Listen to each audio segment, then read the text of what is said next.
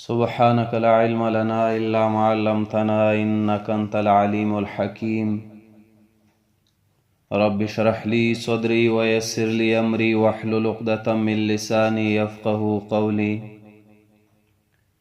ربي زدني علما، ربي يسر ولا تعسر وتمم بالخير.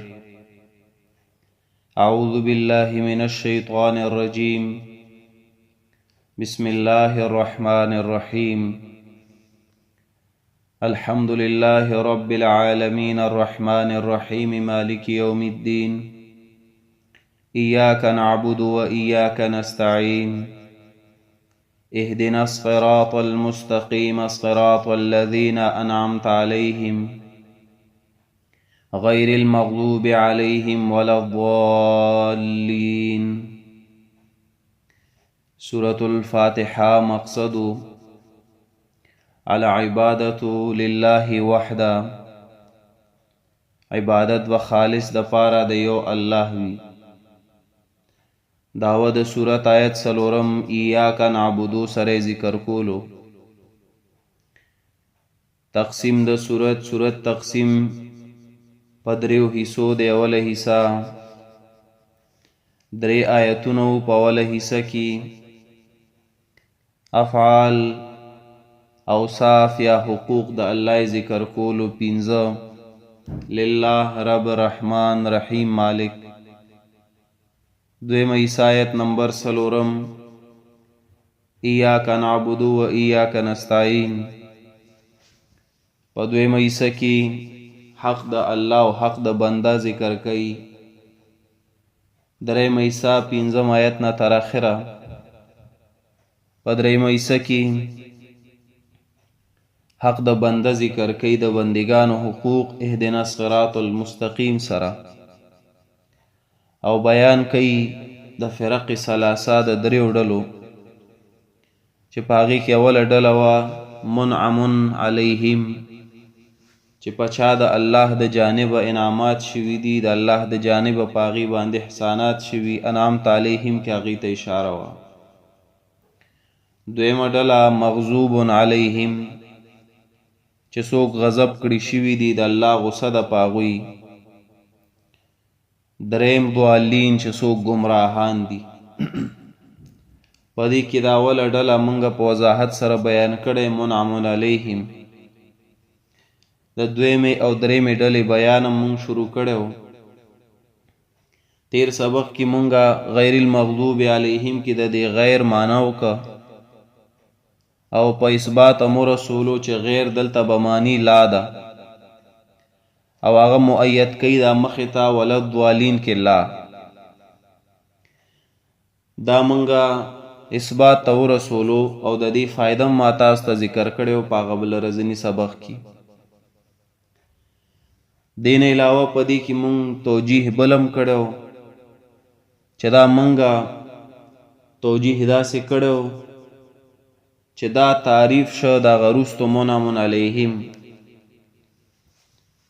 ورسره په دې چې کم اعتراضات واردېدل چې اهل ایمان هغه په وصف واحد سره ذکر کوي او اهل طغیان په وصفین سره، نو د هغې جوابونه هم شوي وو. دارنګ په دې آیت اعتراض یعنی بحث لفظی په اعتبار سره چې په دې کې ضلالت اصل او غضب فرع وه، نو اصل مقدم وي فرع مؤخر وي.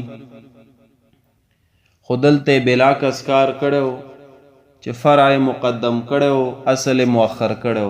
د دې جوابونه منګه ابل رزنی سبق کې په وضاحت سره کړو. اوس په دې باندې منګه بحث لفظی کوو.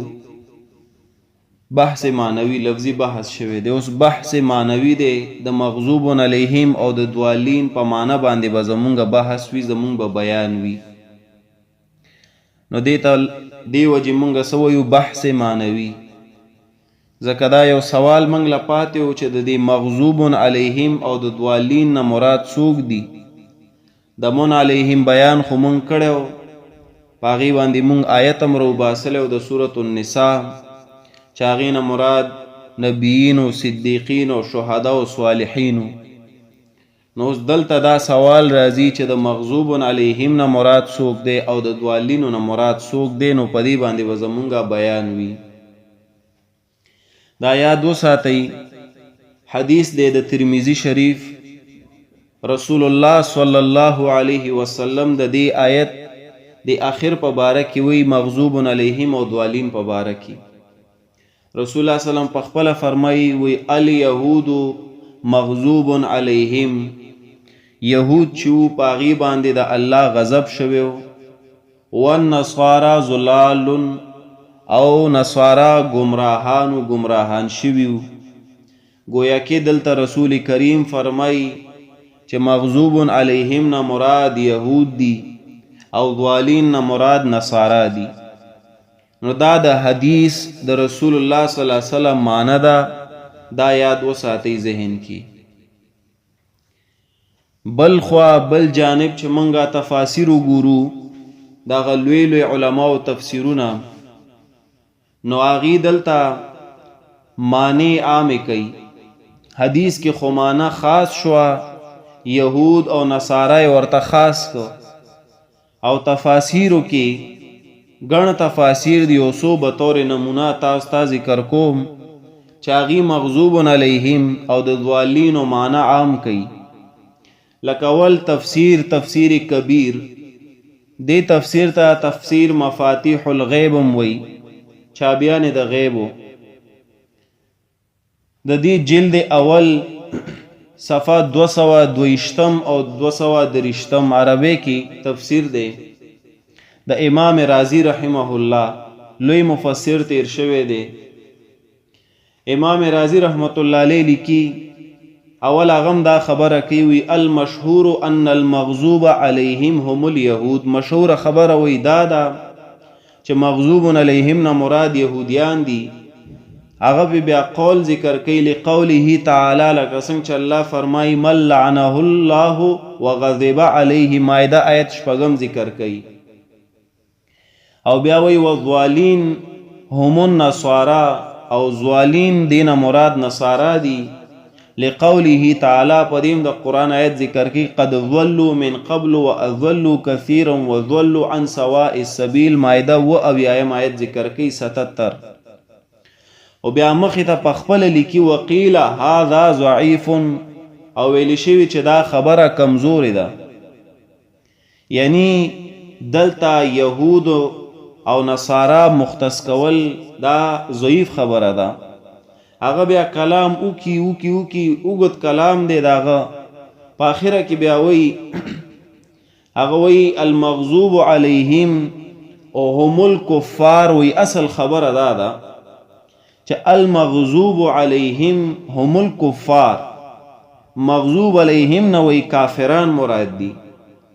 والضالون هم المنافقون، او د ضالین نه مراد منافقان دي. گویا کې دا د امام رازی رحمت الله علیه معنی ده چې هغه د مغضوب معنی کوي کفار او د ضالین معنی کوي منافقان. او بیا هغه ډېر ښکلی مخې ته استدلال کوي. هغه وی وذلک لانه تعالی بدأ بذکر المؤمنین والثناء علیهم فی 5 آیات من اول البقره.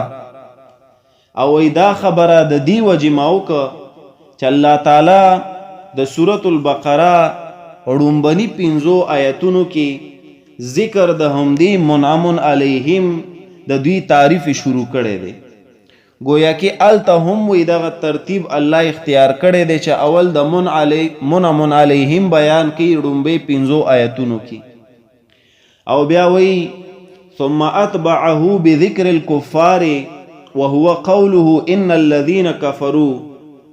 بیا وی چې الله تعالی ورپسې ذکر کوي ذکر د کفارو، او قول د الله په بیا ذکر کوي چې د کوم ځای نه دی ان الذين كفروا، یعنی آیت 6 او 9 کې بیا الله د کفارو ذکر کړی دی، یعنی د دې مغضوب علیهم.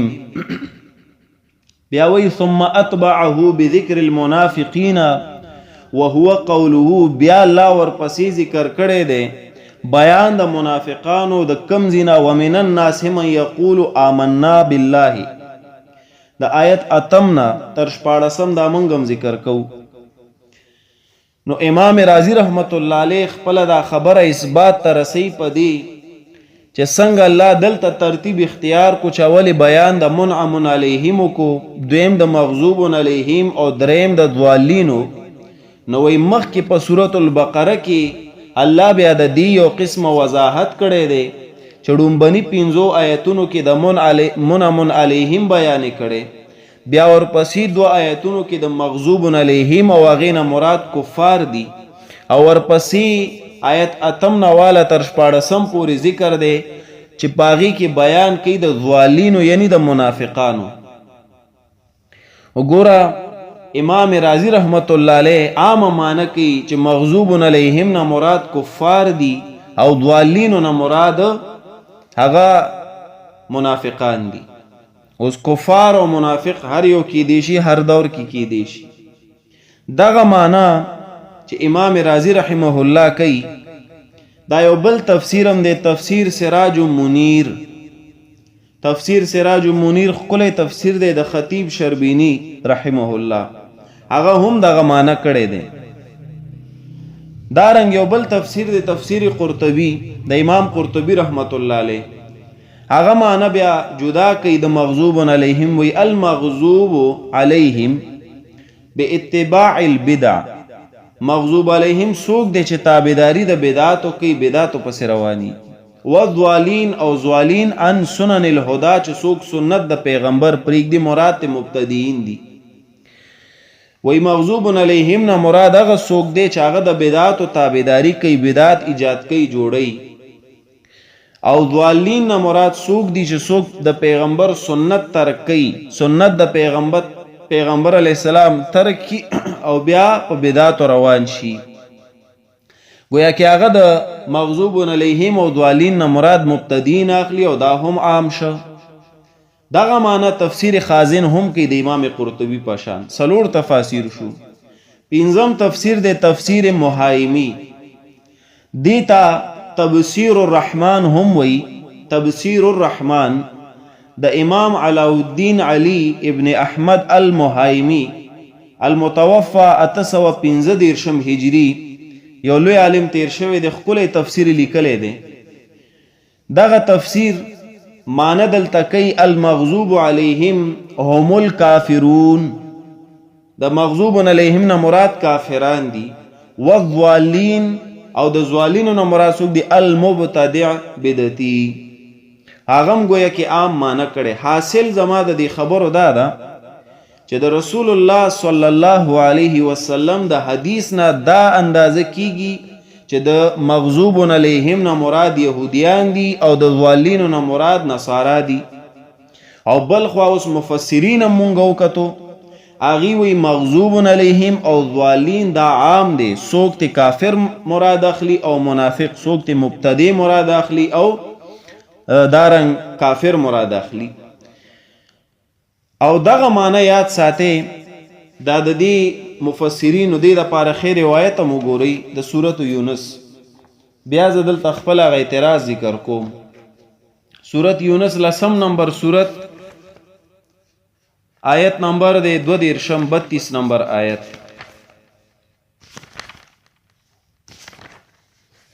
32 آیت لسم نمبر سورۃ. فذالکم الله ربکم الحق فماذا بعد الحق الا الضلال.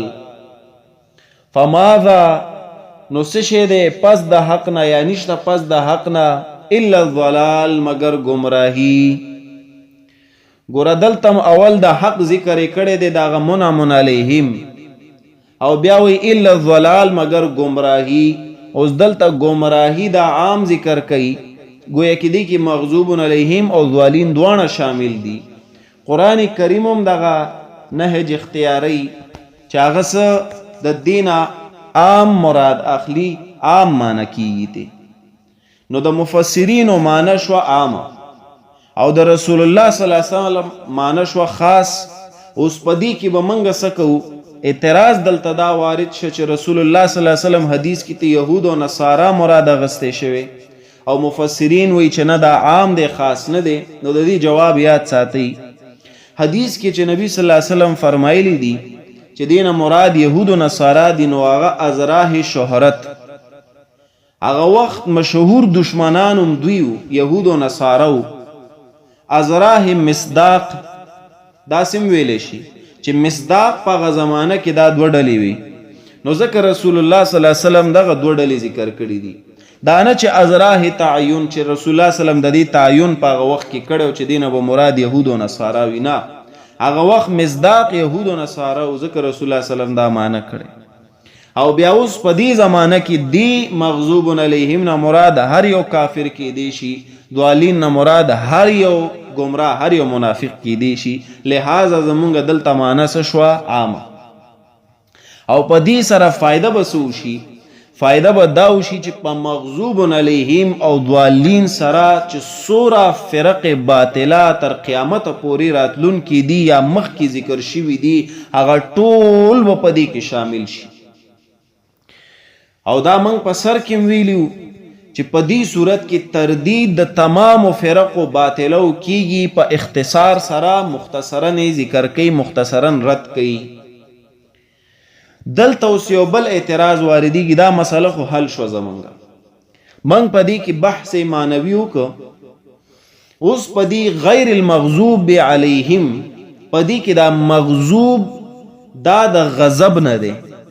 دې کې اوس یو بل اعتراض واردېږي، ولیکئ یادې کوي، انشاءالله ډیره فایده به درکړي. مغضوب د غضب نه دی. غضب معنی څه ده؟ اثر د سوران و دم، یعنی د وینې گردش چې په انسان کې تیز شي. نو موږ څه وایو چې یاره مخې تک سور شو، سوروالی پکې راغی، غوږونه سره شو، مخې سور شو، سترګې سرې شوې، نو موږ څه وایو چې دا غصه شو. نو غضب نه مراد اثر د سوران و دم هم راتلی شي، یا تغییر د هیئت، ستا شکل بالکل بدل شي چې کله غصه شي، سترګې دې روزي، دارنګ غوږونو باندې د سوروالی راشي، خوله دې بل رقم ته شي، پوزه بل رقم ته. نو په دې سره تغییر راشي زمونږه په هیئت کې. نو ګوره اوس دلته د غضب نه مراد څه شی دی؟ یو سوران الدم دی، دویم تغییر الهیئت. اوس دا خو د مخلوق د پاره شو چې مخلوق په وجود کې به د وینې گردش تیز شي، د هغه شکل به بدل شي چې کله په هغه باندې غصه راځي، غصه ورته راځي. نو اوس دیزی کې خود دی غضب نسبت الله ته شوی دی، یعنی دلتا غاضب الله دی. نو آیا الله د پاره به منګه دا وایو چې سوران الدم یعنی د وینې گردش او تغییر د هیئت، دا معنی خو نه ټیک کیږي. نو که تاسو ته څوک ووایي چې غضب معنی ده د وینې گردش یا تغیر د هیئت، نو دیزی کی غاضب الله دی، نو آیا الله دا پاره به مونږه دا سوران الدم او دا تغیر ذکر کو، دا تغیر به ذکر کو د هیئت؟ د دې به تاسو جواب کوئ. جواب یاد ساتئ. قاعده ذکر کوم تاسو ته. دا قاعده هماغه تفسیر سراج المنیر خطیب شربینی ذکر کړی دی، نور تفاسیرم ذکر کړی. دا قاعده به ان شاء الله په سورۃ البقره کې بیا ذکر کوم، ځای په ځای به ذکر کوم چې دا مون ختمو، تاسو ته دا قاعده یادی. قاعده دا ولیکئ، هر هغه فعال چې د مخلوق وي او نسبت الله ته وشي، هر هغه فعال چې د مخلوق وي، هر یو کار چې د مخلوق وي او نسبت د هغې الله ته وشي، مراد به د هغې نه څه وي؟ منتها د فعل، د فعل اخري حالت. د فعل اخري حالت څه شی دی؟ انتقام اغستل په دې ځای کې. هر هغه فعل، هر هغه کار چې د مخلوق وي نسبت الله ته وشي، مراد به منتها د فعل وي، د فعل اخري حالت به مراد وي. لکه غصه د مخلوق صفت اوس دلته مونږ ذکر کړم، خو د الله د پاره چې بیا مونږ کله د غصې نسبت دلته وکړو، مراد به منتها د فعل شي. د غصې انتها څه شی دی؟ چې ته اوس ګوره په یو ځای کې ولاړې، یو کس تا تنګۍ را تنګۍ تاویږي درنه، دا سپیګمې چینګۍ درته یا بدرت درته وي، ته ورته غصه شي، هلکه سم شه، سړی شه. اخر کار چې ستا غصه انتها ته ورسیږي نو ته څه وکړي نو روچتې کې د ځمکې ته راخلاصې نو دا ستا انتها د غصه وه سو انتقام اغستل بدل اغستل نو دلته به اوس مراد تی څه شی وي د غصې نه منتها د فعل یعنی د الله غضب د الله غصه هغه به څه شی وي هغه به انتقام اغستل وي نو دا ستاسو جواب شو چې کله هم هر هغه فعل هر هغه کار چې د مخلوق وي نسبت الله ته وشي مراد به منتها انتها د هغه کار وي آخري حد د هغه کار به مراد وي نو مغضوب علیهم وضاحت می تاسو ته وکړو چې غضب نسبت دلته الله ته شوی غاضب الله دی یعنی د الله غضب دی په دې خلکو د الله غصه د په دې خلکو گویا کې الله به د دین څه کوي انتقام به د دین اخلي په دې کې اوس اسباب د غضب هم شته اسباب د ضلالت هم شته او په دې ګڼ آیتونه دي غواړم نه چې ډیر زیات خبره درته تفصیلی کم په دې آیت ډیر زیات بحث دی ډیر زیات کلام دی چونکې ستاسو اول ځل دی کوشش کوم ځای په ځای چې کومې ضروري خبرې دي یا تاسو ته ذکر کوم هغه آیتونه پې نه روباسو قصه بیا ډېره اوږدېږي که چېرته ژوند دي خیري بیا هم چېرته درس کولو نو بیا به انشاءالله پې اسباب هم ذکر کو د ضلالت او اسباب د غضب خو لنډ آیات ساتئ چې په دې موضوع سره زه به دا ثابتوم چې غضب او ضلالت دا دواړه عام دي او دا وروسته هم ثابته شوه غضب او ضلالت دلته دواړه عام دي خاص نه دي یهود او نصارا پورې دا عام دي اوس دیزی کې یو اعتراض واردېږي چې اسباب د غضب عام اسباب د ضلالت هم عام اسباب غضب نصارا کې هم موجود دي او اسباب ضلالت یهودو کې هم موجود دي نو بیا یهود له غضب ولی خاص شو او نصارا له ضلالت ولی خاص شو دا دلته سوال دی اسباب غضب هم عام دي د غضب اسباب هم عام دي او اسباب ضلالت هم عام دي یعنی هر څه کې دي شي غضب د الله د هر څه د وجرات لشي کله کله د نفرت د دین د وجیم کله کله د پیغمبرانو د قتل د وجیم کله کله په میدان جهاد کې د الله د حکمونو د مخ اړولو د وجیم یعنی ګڼ وجوهات دي اسباب دي د غضب عام دي او اسباب ضلالت هم عام دي ضلالت هم په مختلفو اشیاء باندې راتلی شي چې انسان کوي خود دلته اوس اسباب غضب نصارا کې هم موجود دي دا خو تاسو تم پته ده چې غضب اسباب په نصارا کې مشته یعنی غضب منسوب کېده نصارا ته هم شي چې خبره عام شو او ضلالت دا په یهودو کې هم موجود دي خود دلته بیا منګه ولی د حدیث پرانا کې امداس مغضوب علیهم دا مون خاص کو یهود پورې او ضالین خاص کو نصارا پورې حالانکه من وګورو مغضوب علیهم نصارا هم ګرځیدي شي ضالین یهود هم ګرځیدي شي خود دلته خاص کیږي ولی مغضوب علیهم یهود ولا ضالین نصارا ولا امید دي چې پوي شوی په اعتراض باندې د دې جواب دراصل یهود موصوف شو په مغضوب علیهم سره ځکه دوی کې ترک عمل ډیرو او چې چا کې ترک عمل ډیر وي نو ترک عمل سبب د غضب د الله وي دوی به دین زده کولو خو عمل به پې نه کولو نو ځکه د الله په غضب کې دوی گرفتار شو بل خو نصارا موصوف شو په ضالین سره ځکه چې دوی کې ترک علم ډیرو او چې څوک ترک علم وکي نو ترک علم سبب وي د پاره د ضلالت د پاره د گمراهي چې څوک علم پرېږدي هغه گمراه شي او چې څوک علم حاصل کړي او عمل پې ونه کړي نو هغه مغضوب شي نو دغه وجه ده چې یهود ترک عمل وکړو او نصارا ترک علم وکړو نو یهود مغضوب علیهم شو او ضالین نصارا څه شو هغه ضلالت کې مبتلا شو دا جوابم تفسیر سراج المنیر والا کوي امام ابن قیم رحمه الله دغه آیت دلاندې دغه کتاب د اغاثة اللفحان فی مصائد الشیطان صفحه 30 کې اغلی کی وای نصارا چې دلتا هغه خاص شو په ضلالت سره ولی وجه ذکر کوي چې هغه یو ډله و جهل د جهالت، هغې کې جهالت ډېرو نصارو. او بیا یهودو په باره کې یهود خاص شه په غضب سره، ولی هغه یو ډله و عنادون چې په هغې کې عناد ډېرو، ضد ډېرو، هغې عمل نه کولو. او بیا مخې ته هغه د سفیان ابن عیینه قول ذکر کوي. سفیان ابن عیینه دا د امام بخاري رحمه الله استادو، ډېر لوی عالم تیر شوی دی. هغه وی امام ابن قیم وی دلته نصارای خاص که په ضلالت سره، ځکه په هغې کې جهل ډېرو، یعنی ترک علم یې کړو. او یهود خاص که په څه سره؟ په غضب سره، ځکه په هغې کې ترک عمل ډېرو.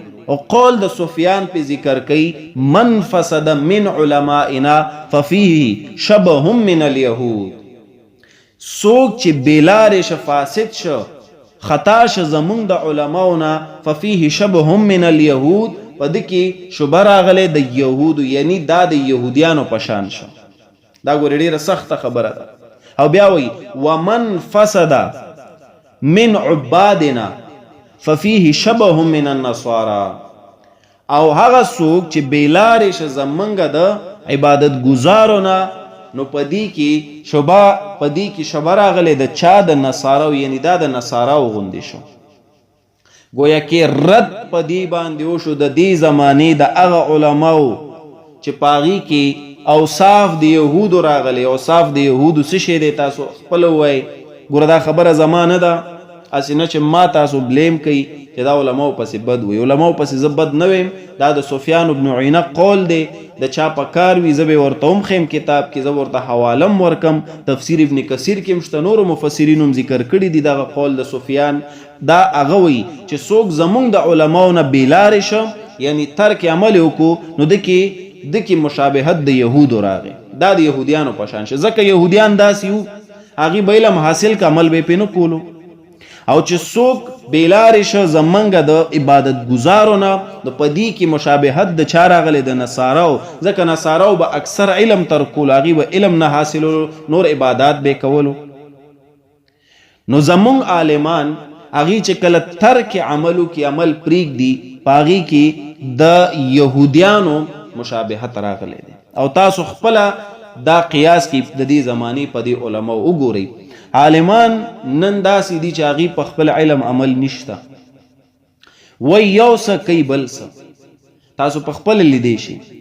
بیان به چرې تاسو د دې د خولې نه وانورئ د توحید او د رد د شرک، دارنګ د سنت د پیغمبر علیه السلام او د رد د بدعاتو، دا بیان به چرې د دې په خولې تاسو نه ګورئ. رسومات په دې کې ښه شمولیت کوي، ښه برپور.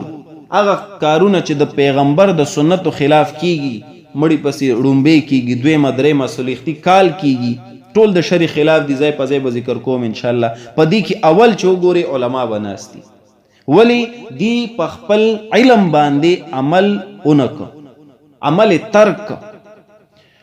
گویا کې د دې زمانې چې کوم یهودیان دي دا علما چې په نوم عالمان دي، دوی هم په دې مغضوب علیهم کې د سفیان ابن عیینه د قول مطابق څه داخل شو. په ودونو کې ډنګ ډونګ کیږي، احادیث د پیغمبر خو پریدا. زه درته د دې زمانې د مفتیانو فتوی خیم چې هغې باقاعده ویلي چې علماو له دا ډوډۍ حرام دی، دی به نه خوري. ځکه خلک دوی ته ګوري او دوی بیا څه کوي؟ د هغې پیروي کوي. نو اول چې ګورې په هغه واده کې به مولا ناستی چېرته چې ډنګ ډونګ کیږي. مونږ خپله یو مولا و، مخکې ورسره بتلو هر ځي ته، خو چې بیا کله په قرآن باندې پوه شو، نو ما ته یو ورځ وی زو واده دی ما هلته خو ډنګ ډونګ شوی، زه هلته نه ځم. نو ما ته وی څه په وریجو کې خو نه دي ګډ شوي، راځه مړه خپله روټۍ دې وخوره او بس راوځتې. دا حال د علماو دی. دا هغه مغضوب علیهم علما دي د دې زمانې. کم یو عالم هم چې وي او تا وکته په خپل علم عمل نشته، بدعات کوي، خلاف شریعت کارونه کوي، د رسول الله صلی الله علیه وسلم او د الله احکامات پیمالی، داسې جلسو داسې جلوسونو کې کینی چې چرته خزي وي، چرته ډنګ ډونګ وي، سوره خلاف شریعت کارونه وي، دی کوي. دا په حق یهودو کې داخل شخه، هغه مغضوب علیهم کې داخل شو. او عباد چې زمون سوره دي زبرګان صاحبان پیران درته یادوم پیران تش عبادتونه کوي خو تپوس چې ته وکې د الحمد معنی به ورله نه ورځي نو دا په دغه دوالینو کې سفیان بن عیینه شامل کړی دی. ګورې بیا ځکه درته یم چې تاسو دا ما پسې ونه تړئ چې دی ورپسې خبرې کوي. لاړ شي سفیان بن عیینه قبر ته د هغه نه پوښتنه وکړي چې تا ولې زمونږ علما او زمونږ د دې زمانې پیران دې یاد کړي دي.